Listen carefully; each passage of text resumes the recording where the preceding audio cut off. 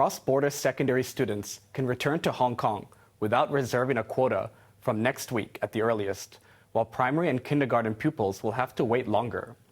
But some students decided to come back today to adapt to campus life earlier. Joanna Ho has the story. After 3 years of COVID, a once familiar scene returned to Shengshui Station. With the reopening of the frontier, many cross-border students went back to campuses in Hong Kong after the Lunar New Year holiday. They had to reserve a slot to cross the border and provide a negative PCR test result obtained within the previous 48 hours. Education Chief Christine Choi had met mainland authorities for talks to allow over 20,000 cross-border students to come to Hong Kong from today without being restricted by the daily quota. But the schedule was postponed to next week for secondary students and the latter part of this month for those in primary schools and kindergartens.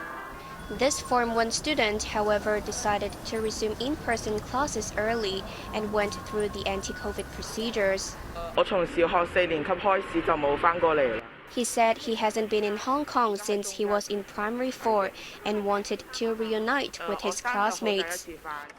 This primary 6 pupil, who studies in Fung Kai No. 1 Primary School in Shengshui, rushed to take a PCR test last night so that he could return to class today.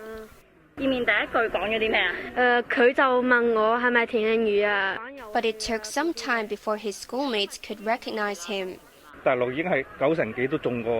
His father felt the PCR test requirement is unnecessary, saying more than 90% of the people on the mainland have had a previous infection.